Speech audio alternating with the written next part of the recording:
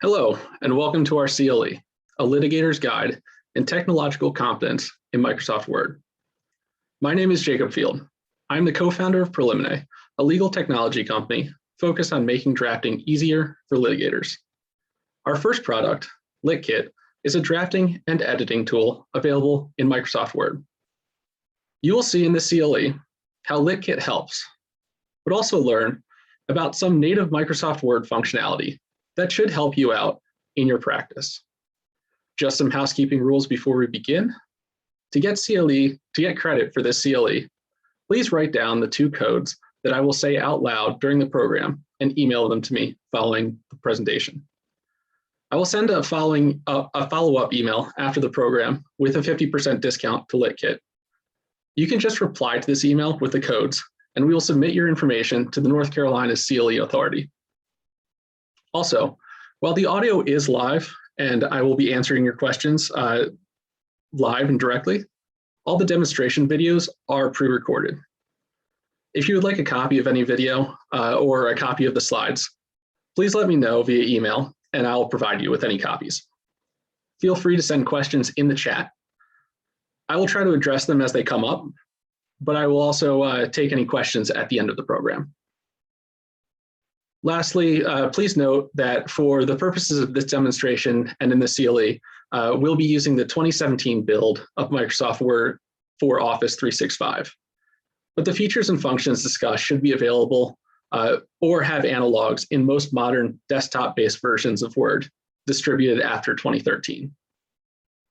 Word Online can utilize the documents produced with these techniques, but it currently has not been developed to the point where all processes may be applied directly in the web application. So it's not recommended for advanced drafting and editing use.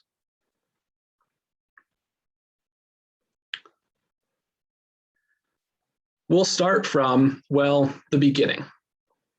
How do you all start drafting your litigation documents? Many litigators use old filings as models, but that can cause issues with either formatting or sometimes even content. Your clients sure don't like to see another client's name in their motion, and they don't want to be brought up in another client's motion. Microsoft Word does have an easy way to create templates, including ones that are fillable. Advanced options allow you to fill in some information once and have it propagate different places across the filing. This can save you time. To create a template, you'll want to start with a new document. My document here already has some information entered, which is fine, but you want to make sure that your document does not have any client or case information populating any metadata or any information in the document. Next, we'll conduct a step that only needs to be completed once, but will open up access to a bevy of advanced options in Word that are generally hidden. In Word, open the File menu and select Options.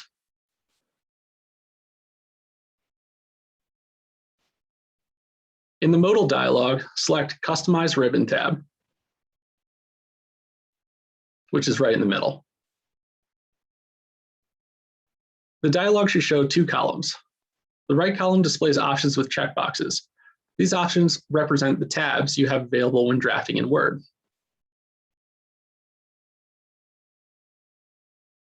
Ensure that Developer is selected and click OK.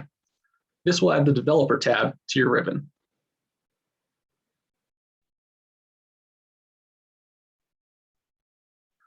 You should now see the Developer tab at the top of your ribbon between View and Help. When you are designing templates in Microsoft Word, you have become a Word developer.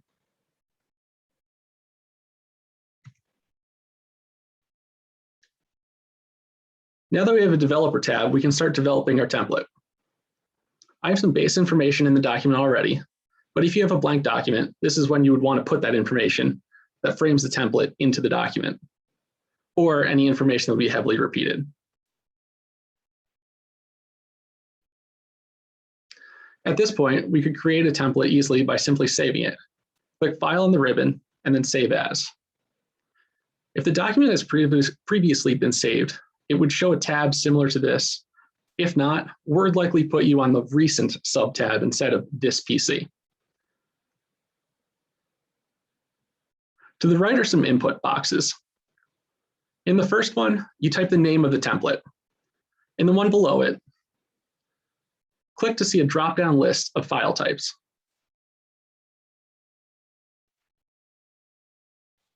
You'll want to select Word template.x. Notice that the file location changed above the inputs. After changing the file type, Word should suggest you save the file to a place called, quote, Custom Office Templates. This is a folder in which Word stores templates for access from the Templates tab when you open a new document. So the location is important for ensuring that your template does not get lost in your file system. Hit save, and you should be redirected back to your document. You are now working in the template, so any changes you make will be reflected when you call the template to start a new document.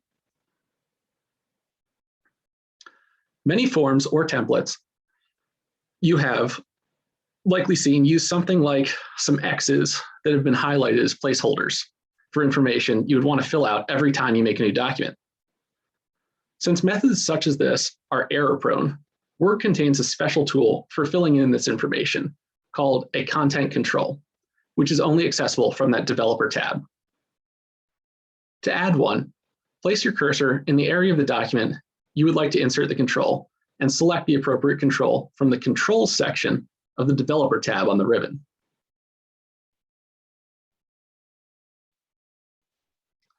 For most cases, you'll want to use the rich text, which allows you to format individual characters on the text you're entering.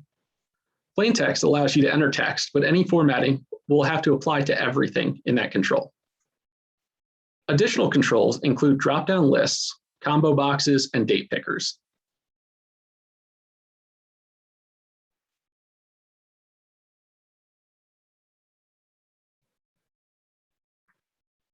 After you add a content controller to your document, you can begin to modify it so it's obvious what must be edited. To do this, select the control and click Properties on the ribbon.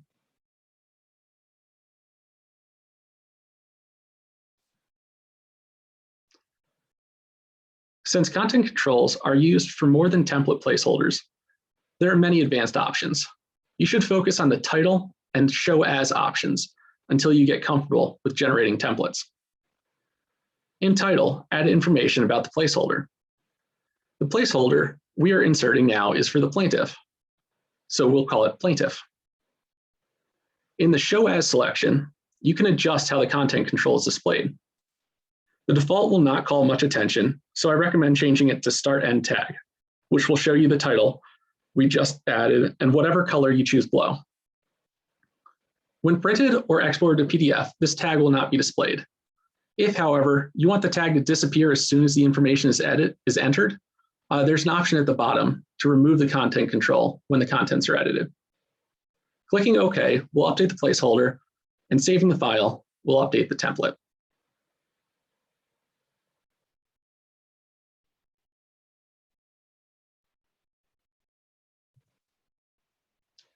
These controls are great for calling your attention to information that needs to be added every time you create a new document from a template. But it would be even better if you could do something like add in the plaintiff's name once and have it added automatically throughout the document. There are a few ways to do this, but dealing with variables in Word can be a little tricky or hacky. The easiest and quickest way is storing information you want to repeat in the document properties. First, you place your cursor where you want to insert the information. Then click on the Insert tab in the ribbon. In the Quick Parts dropdown, you will see a Document Property option. Hovering or clicking will show you a submenu with items such as Abstract, Author, and Category. Select any of these options you have not already used. For this demonstration, we'll use Abstract. Note, information stored in these controls is associated with the abstract property of the document. While abstract is not often used, you may want to avoid properties such as title or author. The published date property will also be associated with a calendar dropdown rather than a text add-in. Now we have a property link control. Like other controls, you can edit the title and the styling.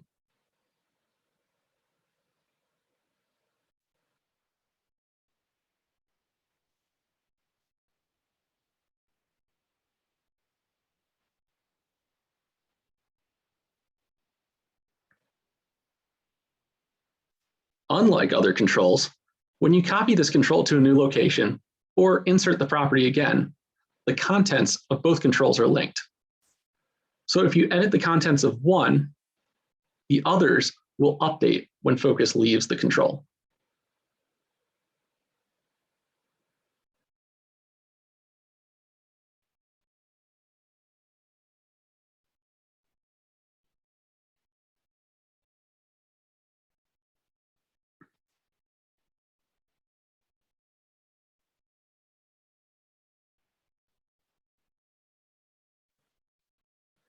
Now you have a template. To start a document from a template, open a new document. If Word is already open, you can do this by clicking File and New. If it isn't already open, launching Word will bring up the home screen with files you have created in the past and a few templates. Click New on the left or More Templates on the right. Word will first show you preloaded templates from Microsoft. Click Personal, and you will see all the templates that you have created and stored in the Custom Office Templates folder.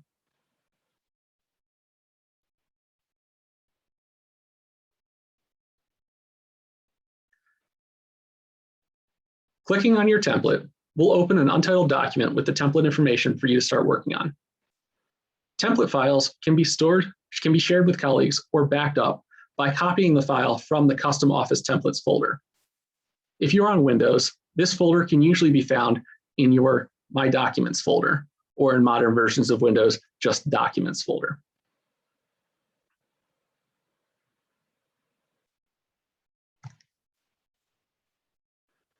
There's also legal software that can assist with this process. A few examples include Woodpecker, which does a great job, and also LawYaw. Research providers like Westlaw also provide forms that are fillable. They're a little difficult to use in terms of formatting, but they do include helpful content to get you started in your motion or submission.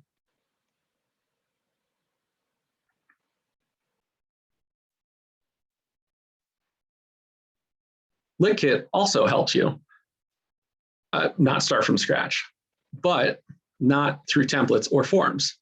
Instead, Litkit helps you save and easily insert preferred language in responsive documents like answers to complaints, discovery responses, or responses to Rule 56.1, statements of fact. In Litkit, the response tool panel will house preset objections and response language that is fully editable. Users can add their own preferred language.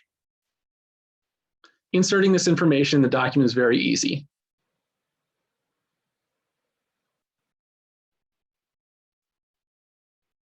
Just double-click on the panel.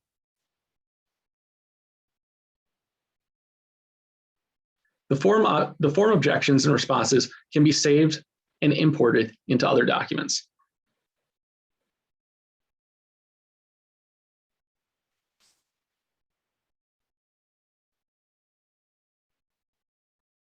For example, once you use a set of objections and responses to respond to the first set of interrogatories, you can import it and use the same language for the second set.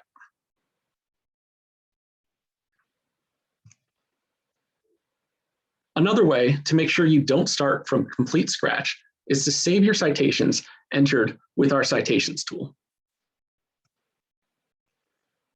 The citations tool keeps track of your citations and automatically adjusts exhibit numbers.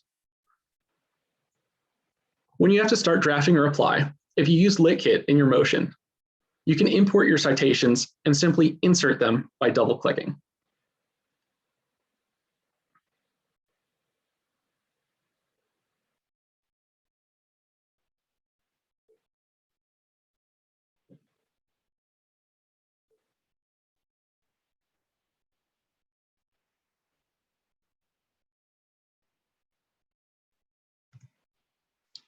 Another key part of editing is moving text around via copy and paste. Litigators do a lot of copy pasting from Westlaw or Lexis, from transcripts, or from your opponent's brief. This can bring about a host of formatting problems.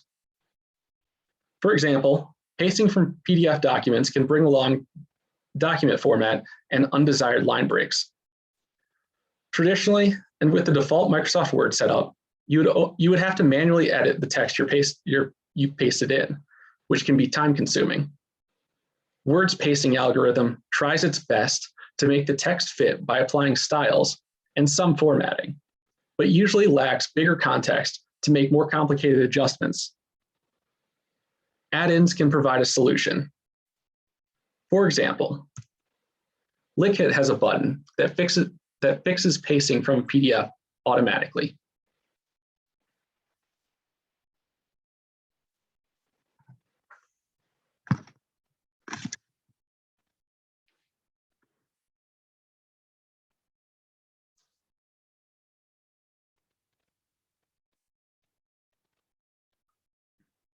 Alternatively, you can use search and replace to do that. Just search for the caret and the P and replace it with a space. The caret and the P represents a line break.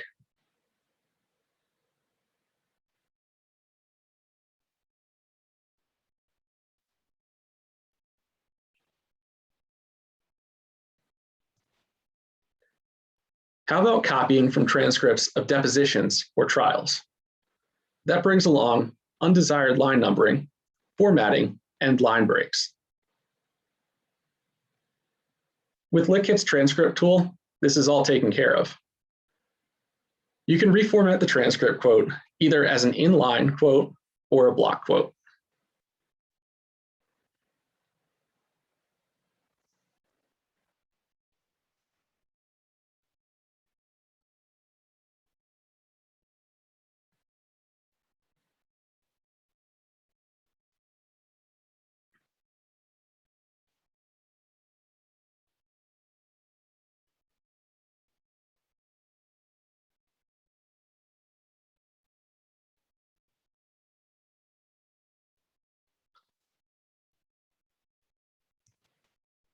A strange effect of copy pasting from certain sources can be the straight or dumb quote. It happens often when you copy from Westlaw or Lexis, and it is represented here with the straight quotes around dumb in the last bullet. Litkit has a button to fix that automatically. But you can also use find and replace.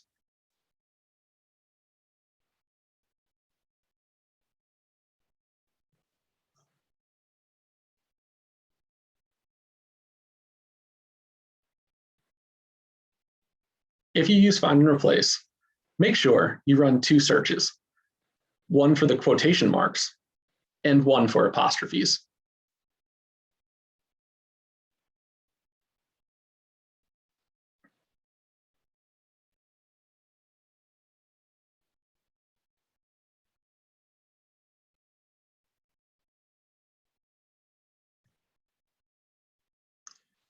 Maybe one of Microsoft Word's most underused tools is its styles option.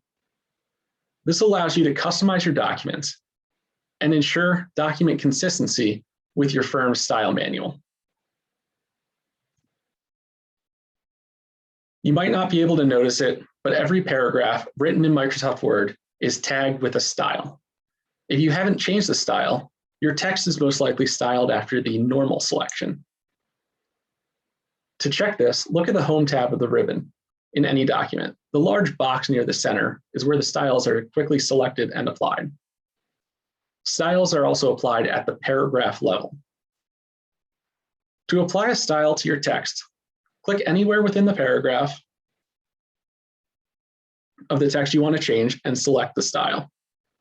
Hovering the mouse over different styles will show you a preview of the style applied to the selected paragraph.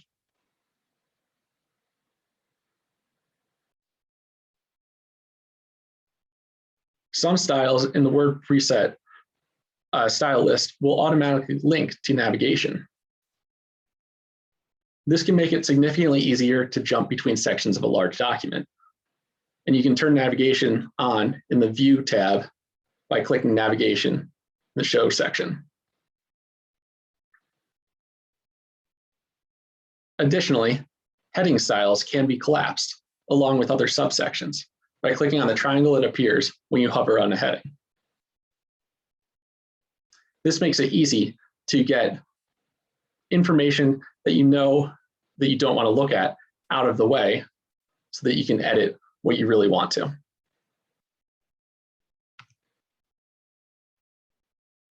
Applying a style based on Word's presets can cause unwanted changes to the formatting of your text.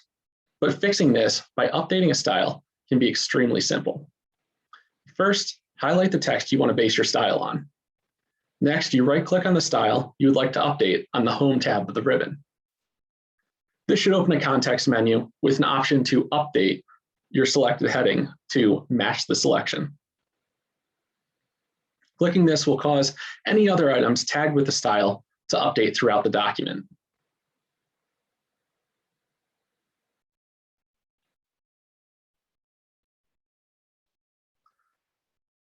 Styles can be modified through a menu as well. On the Home tab of the ribbon, click the pop-out arrow in the bottom right of the Styles section to see the Styles pane. This pane shows you the styles associated with your document at a glance. To modify a style, right-click on it and select Modify. Several advanced properties should be visible. These control things such as applying the style to a new group of text automatically or making the style accessible in all new documents. The center allows you to format the text that has this style applied throughout the document.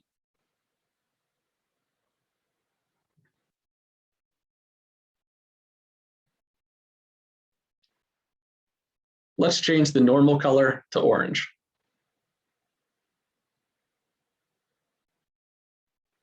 You can also create a new style to be applied to any type of text by clicking on the button with an A and a plus sign at the bottom of the pane. Styling options in Word can be very powerful and allow for very granular control. This demonstration has skimmed the surface of what is possible with styles, but it does cover the majority of day-to-day use cases for the average litigator.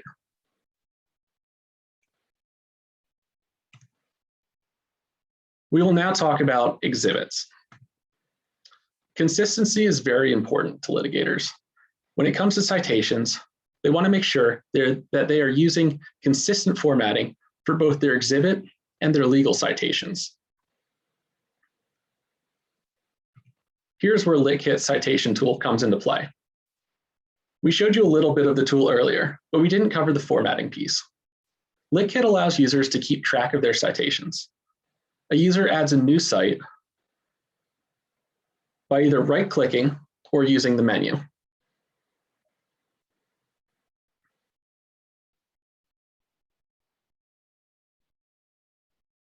All the references to legal authority or exhibit will then look the same. If you make any changes to the formatting, it will be automatically reflected.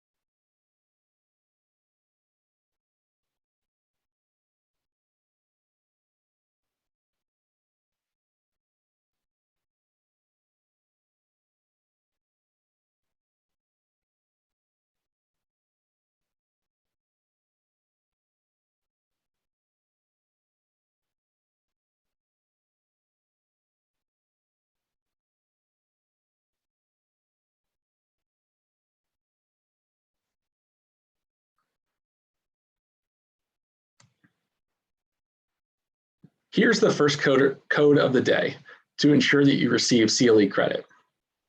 A3RT.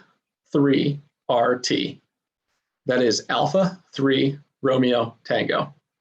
Again, the code is A3RT. Accuracy is another important quality for your exhibits. You don't want to send the judge to Exhibit 3 when you're citing Exhibit 13, right? LitKit helps with that in 3 ways: exhibit numbering, citation form, i.e. long, short, or id, and streamlining the cite checking process. Exhibit numbering. When you insert a new exhibit with LitKit, the exhibit numbers update automatically.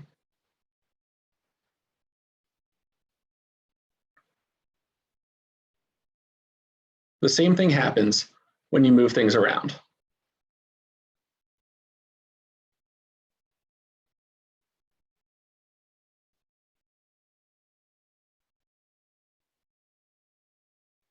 Citation form. During editing, LitKit will automatically make sure that the first time an exhibit or citation appears, it is in the long format. Subsequent citations are in the short format, aside from consequential citations, which are included as id citations. These options can be adjusted and all formatting can be edited, including removing the id option. And cite checking. All citations remain editable, And that's a huge asset during site checking. Any error you identify can be corrected throughout the document automatically by updating the exhibit and then updating the inserts in the document.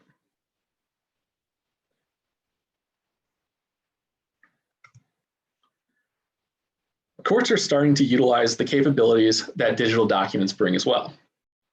Some new requirements that have popped up in the past few years include hyperlinking exhibits to Westlaw or Lexis documents, and including exhibit indices.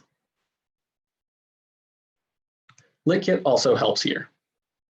For example, when you add a new site, you have the option to include a hyperlink, which will stay with all instances of your citation and allow you to satisfy court rules.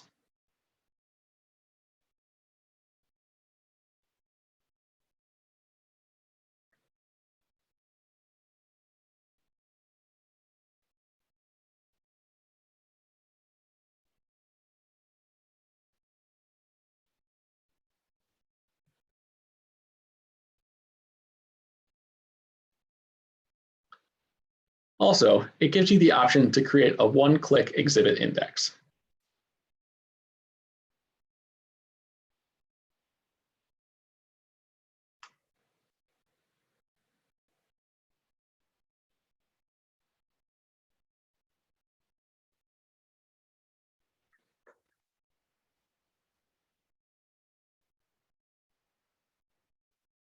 Formatting.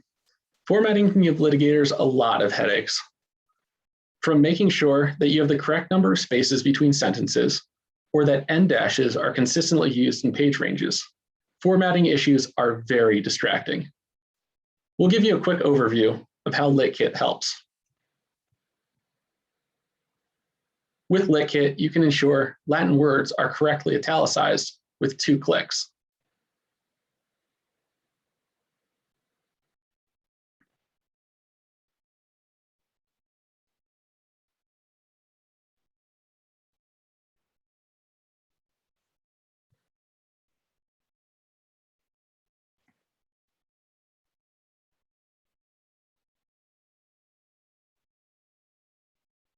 You can standardize whether sentences use 1 or 2 spaces to separate themselves.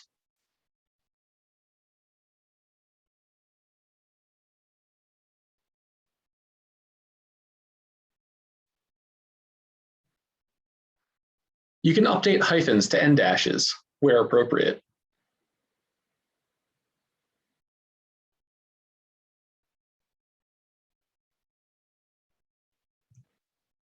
And you can add hard or non-breaking spaces between titles and names or abbreviations and numerals.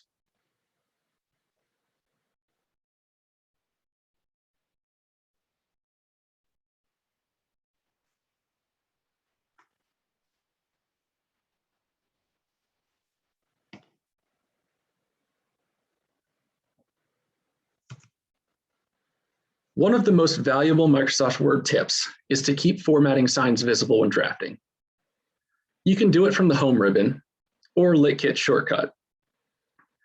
And it will show you where you have a space, non-breaking space, section break, or other hidden formatting.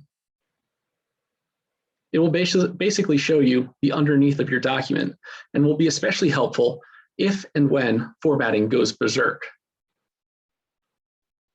Another favorite is Keep with Next, which will allow your headings to stay on the same page as the following paragraph, as well as section and page breaks.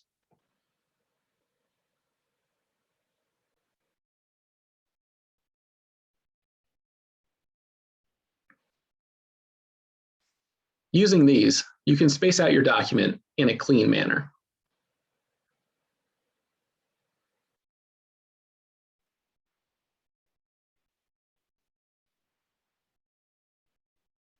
Lastly, accessing the clipboard in Word, either through Litkit or the home ribbon, will save you a lot of time by keeping all of the text you want to paste in your document in one place. The clipboard can store multiple items to be copied and pasted later.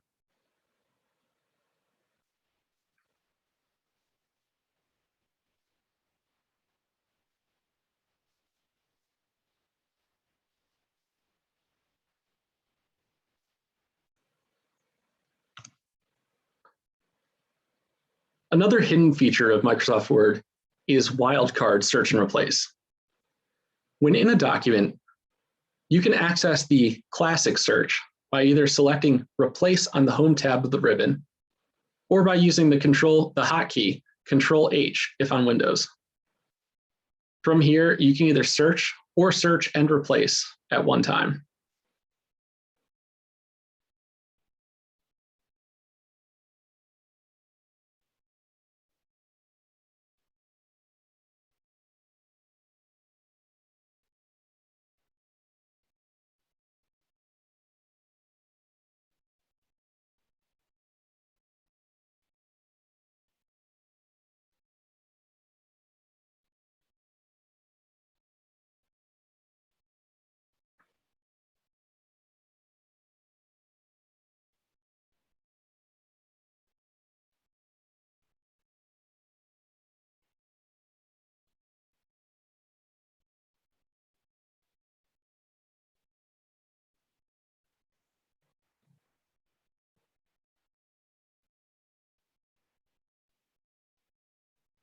When doing a search and replace, if it's not open already, click the More button in the bottom left corner of the search dialog box, and several options will appear.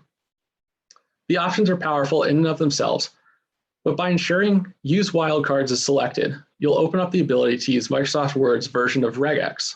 Regex is an algorithm for matching expressions in regular language as defined by formal language theory. Basically, this allows you to search for things like a word that is not followed by a certain other word, or to look for a word with multiple spellings.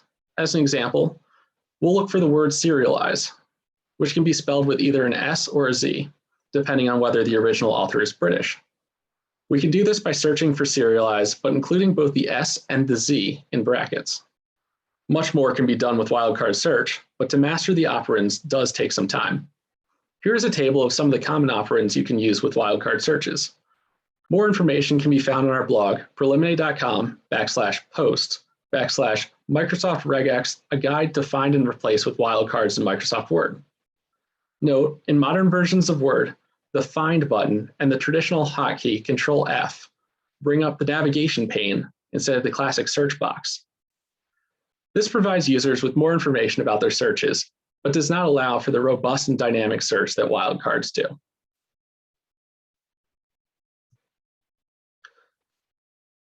The last thing we'll talk about today is redactions. There are tens of thousands of improperly redacted documents on Pacer. Tens of thousands. Some of them were uncovered and caused substantial damages, both to the clients and reputational damages to the attorneys representing them. A judge from DC said in an article that, quote, "Nothing in this world can be said to be certain, except death, taxes, and redaction failures." The second and last code for the CLE is M5M3.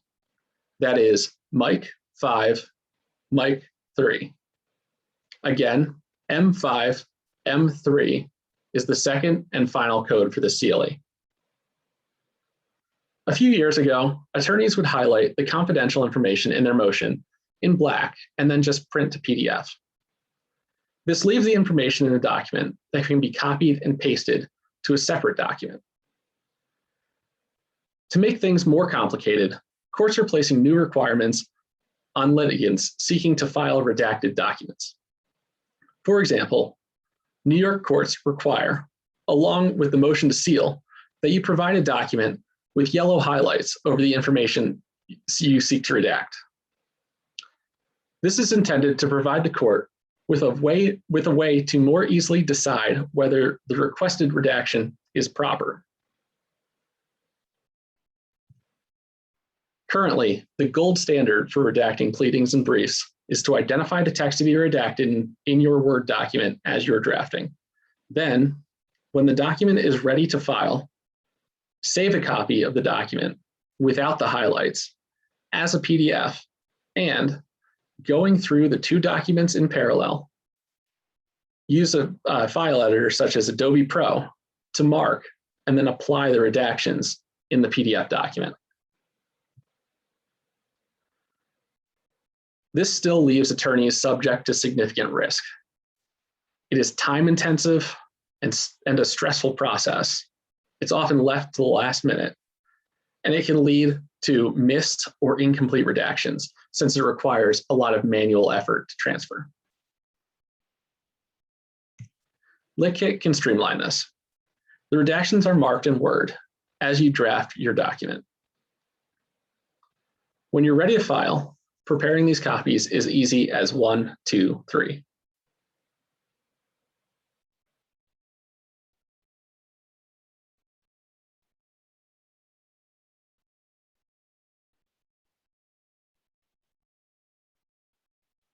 You have the option to create a redacted, clean, or highlighted PDF.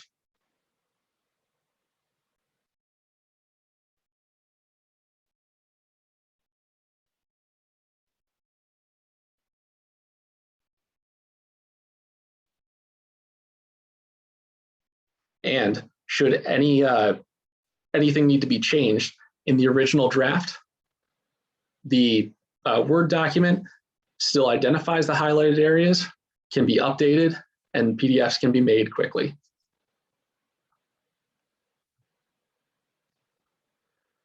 This concludes the formal part of the CLE. Thank you all for joining and participating. I will follow up shortly with an email to which you can respond and send the 2 codes that have been shared during this program so that you can get CLE credit.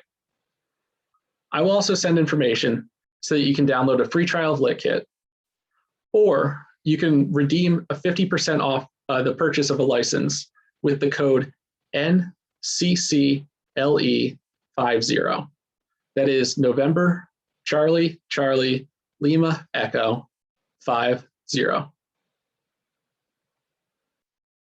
I'm also available at that address for any questions you have about either Preliminary or optimizing your use of Microsoft Word. At this time, I will open up the meeting to any questions.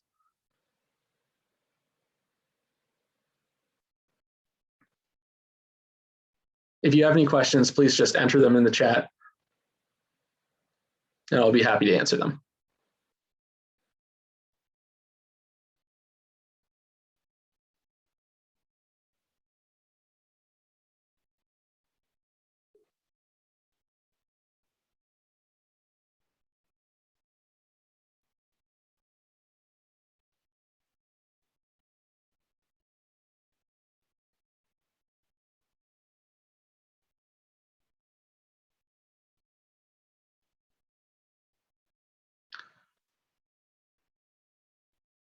Yes, you will absolutely be able to rewatch this. If I have gone quickly through any items, I will be happy to give you a more in-depth breakdown at a case-by-case basis. But I will also provide a recording of this presentation available following the meeting by email.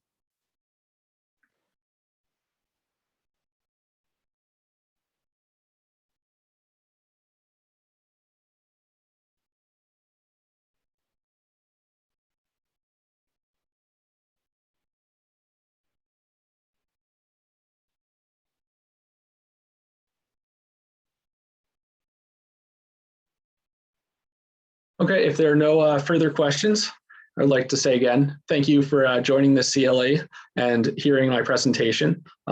Any questions that come up in the future, either again about Preliminary and Litkit or about Microsoft Word and how you can optimize your process, please let me know. You can contact me with anything at jacob.field@preliminary.com.